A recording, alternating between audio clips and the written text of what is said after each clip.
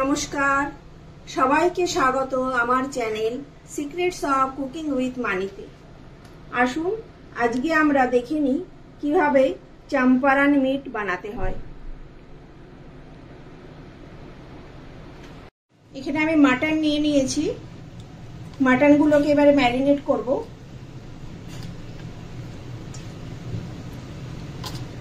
এখানে 350 মতো মাটন রয়েছে। এর মধ্যে নুন দিয়ে দিলাম ছোট চামচের 1 চামচ, হলুদ দিয়ে দিলাম ছোট চামচের 1 চামচ, ধনের গুঁড়ো 1 চা চামচ, জিরের গুঁড়ো 1 চা চামচ, লঙ্কার গুঁড়ো 1 চা চামচ আর হাফ চামচ মতো দিলাম। এরপর আমি এর মধ্যে দিয়ে দেব আদা বাটা, ছোট চা চামচের 3 চা চামচ আদা বাটা।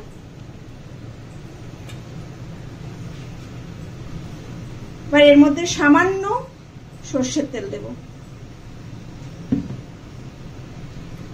এবার এটাকে ভালো করে ম্যারিনেট করব।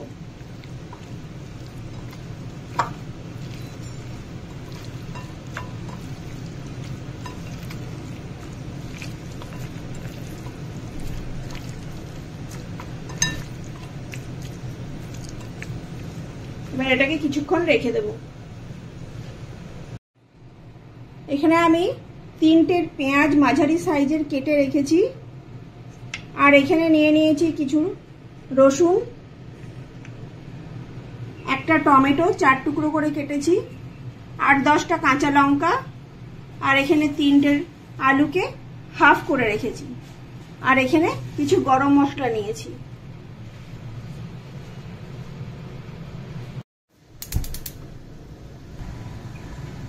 প্যানে নিয়ে নেব সরষের তেল। সরষের তেলটা বেশ গরম হবে।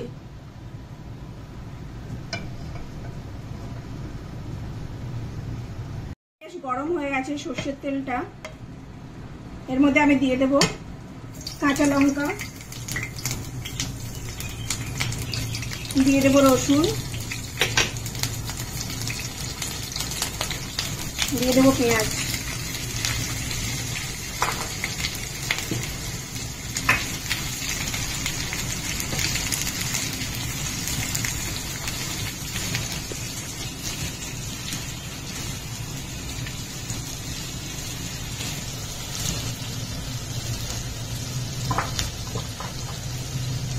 এবারে এর মধ্যে দিয়ে দেবো টমেটো।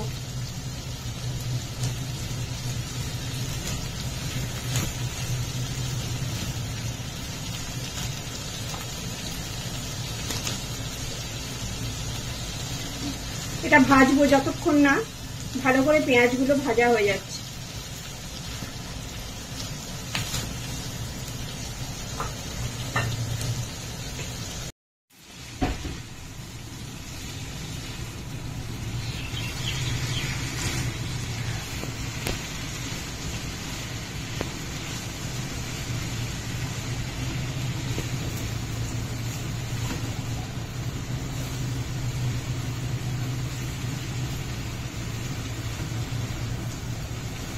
ভালো করে এটাকে ভাজবো। প্রত্যেকটা পেঁয়াজ বেশ লাল লাল হয়ে যাবে।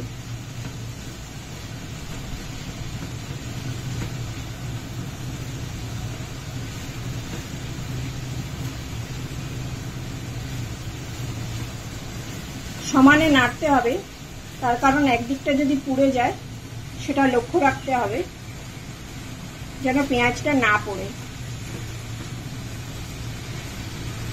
এখানে কিন্তু আমি এখনো পর্যন্ত নুন দেইনি। নুন দিলে পেঁয়াজে জল বেরিয়ে যাবে, তখন ভাজাটা ভালো করে হবে না।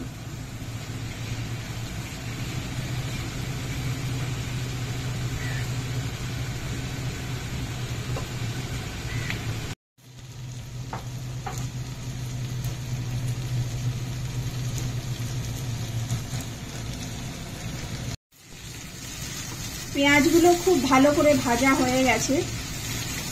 এইবার আমি ম্যারিনেট করা মাংসগুলো এর মধ্যে ঢেলে দেব।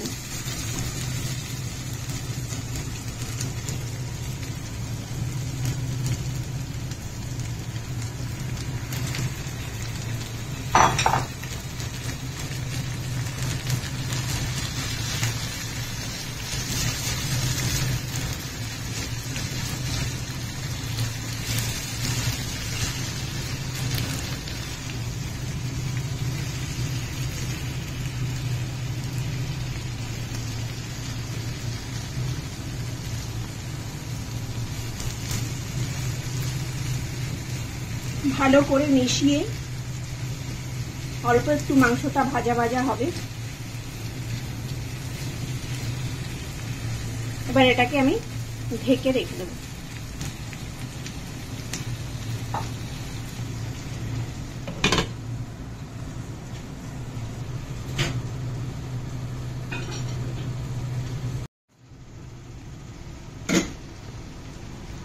এর মধ্যে আমি গোটা গরম মশলা দিয়ে দিচ্ছি, এলাচ, গোলমরিচ, কাবাব চিনি, লবঙ্গ, ছোট এলাচ। আর এর মধ্যে দিয়ে দেব দারচিনির গুঁড়ো।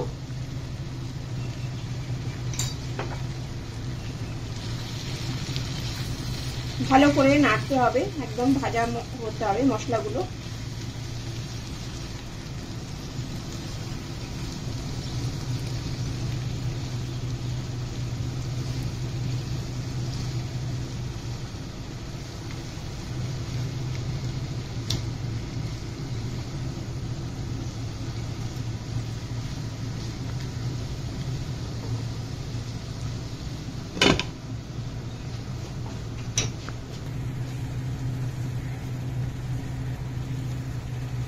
ভাজা হয়ে গেছে মাংসগুলো। এবার এর মধ্যে দিয়ে দেবো আমি আলু।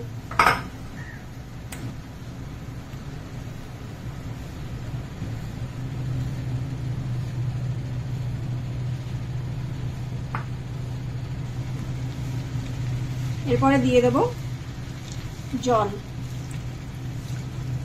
মাংসটা সেদ্ধ হতে যতটা জল লাগবে ততটাই দেব।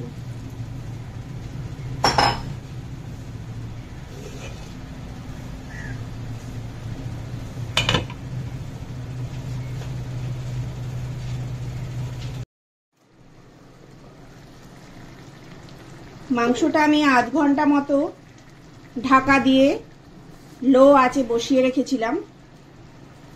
বেশ অনেকটা জল বেরিয়ে গেছে, মাংসটাও ভালোভাবে সেদ্ধ হয়ে গেছে।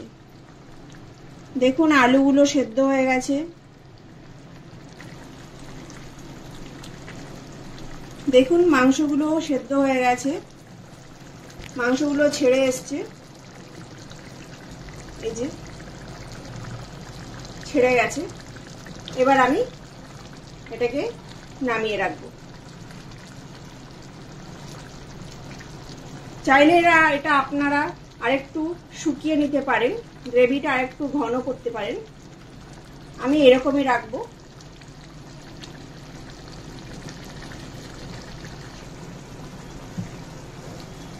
ভিডিওটা দেখার জন্য সবাইকে অনেক অনেক ধন্যবাদ। ভালো লাগলে অবশ্যই একটা লাইক, কমেন্ট, সাবস্ক্রাইব করে দেবেন। এইভাবেই আমার সঙ্গে থাকুন আর আরো ভিডিও দেখার জন্য আমাকে কমেন্ট করুন।